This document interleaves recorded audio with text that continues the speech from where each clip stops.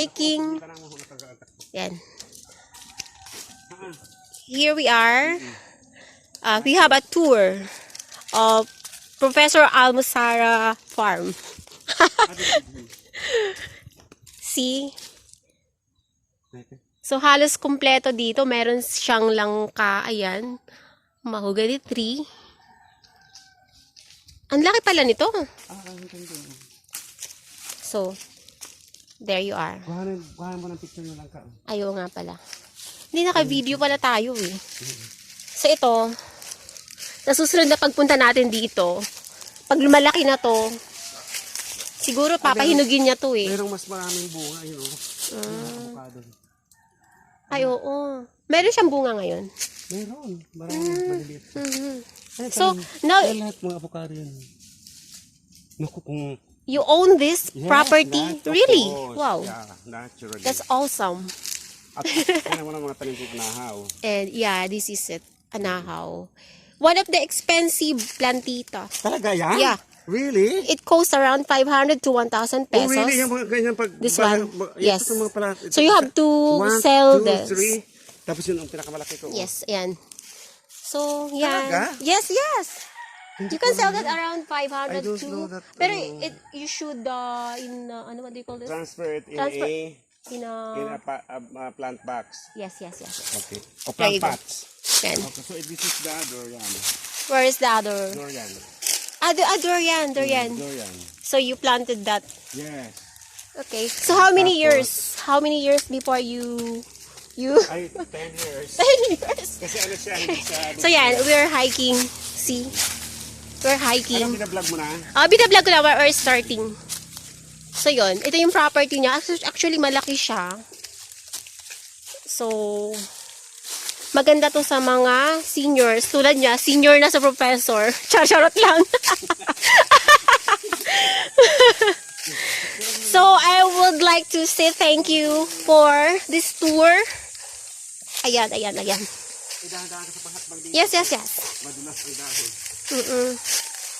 So, no one is cleaning also. You know, you should hire somebody. This because this will serve as a fertilizer. Yeah, okay.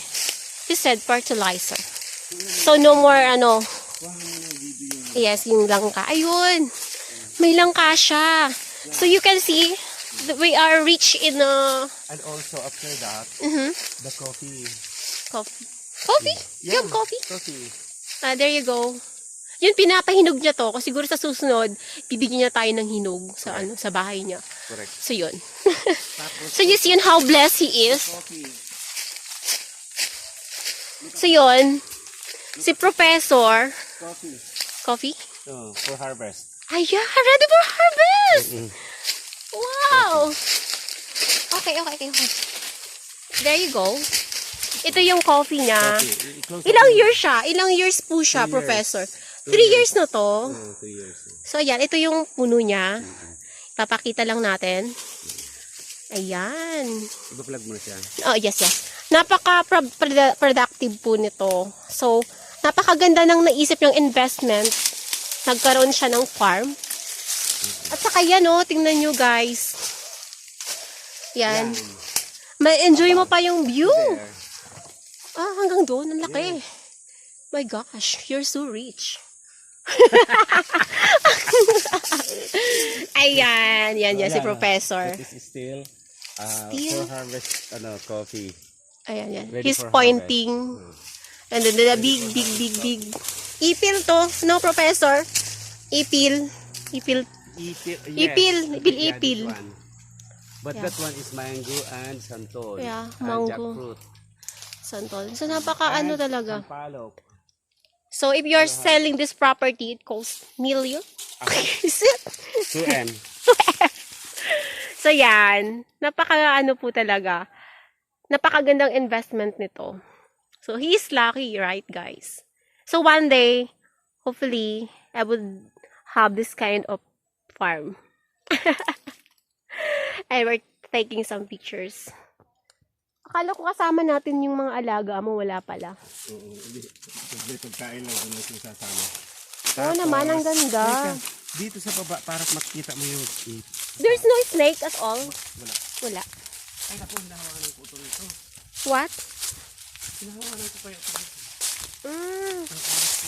Ang ganda. So, we're having a tour. Ang dami naman. Ang laki ng property. Kayo nito. So, guys, we find one coconut tree. Kayo nito, tsaka yung... Kayo nito. Ito, hindi namumunga to, no? Alin? Ito. Namumunga yan? Namumunga naman. Ah, ito pa. Another coconut tree. Tanglad. Coco. Tanglad, where? Ah, that one. So, yun. May tanglad pa rin tayo, herbs. For tinolang manok. Ayun. So,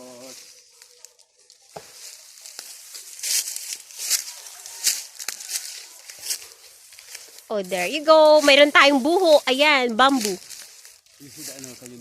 Kayumito. May bunga ba? Ang rambutan. Ah, yeah, that Yes. one, rambutan. Sige, kuha mo rambutan. Kamukha siya ng ng mahogany, ano? Yes. Ayun. Tapos may bunga, actually, may bunga yung coconut niya eh. Aywan ko lang kung pwede siyang anihin, no? 3 piraso siya, ayun.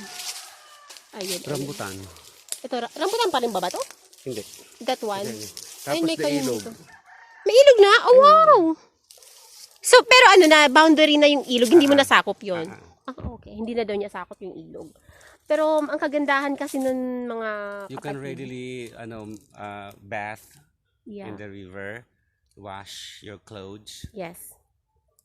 And you can make alaga piggery if you would like. Yes. Or like that. Pug, or what is that yung pinagkukuha ng balot? Itik. Itik, ayan. Ayan si Professor. Siya yung owner ng property na to. So, we're lucky na nagkaroon tayo ng interview sa kanyang farmland. Alright, guys. Ano po ba ang tawag ng Professor? Yan po ba yung Nara? Yun. Nara yun. That is a Nara tree. So, you have to preserve that, please. That is, actually, that is also used as an herb. Yung dahon? Food supplement. Okay. For many, for a lot of ailments or illnesses. Tapos yung isa na yan, yung matas na yan, yan, that is a forest tree. What we call that? I don't know the name of that. Pero very straight yung kanyang kanyang puno. Tapos yung nakakapit sa kanya is the ikmo. Ikmo. Wow. Another plantita. Yes. Cost 1,000 a lot. Cost pa rin. Talaga? Plantita rin pala yan? Oo. You have a lot of plantita here. Especially yung anahaw na yun, expensive yun. Talaga? Yeah. Tapos ito palang But you have to preserve that kasi yun yung yaman ng farm mo. That you can be... Meron pa rin itong kuha na mo yung picture itong birds of paradise ko. Birds of paradise? Yes. Saan ba? Ayun. Where? May bunga pa rin dito ang langka. Ayun, may pa rin. Birds of paradise. Birds of paradise. Aray.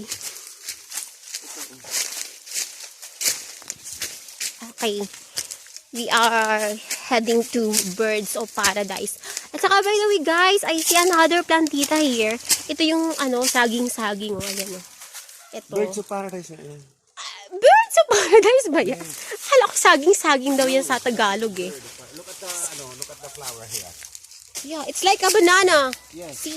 Oh my God. This one, you take this Yeah. We can see. You close up dito ka. Yeah. Ito na, I already got here.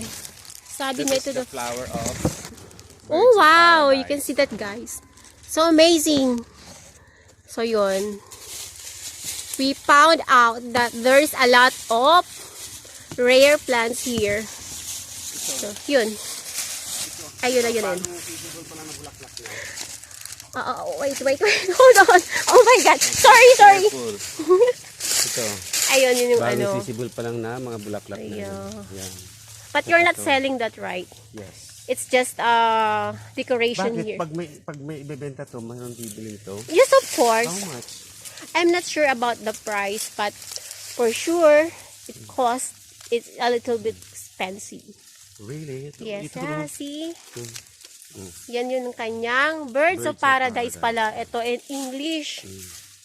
Pero, sabi sa Tagalog is parang saging-saging siya.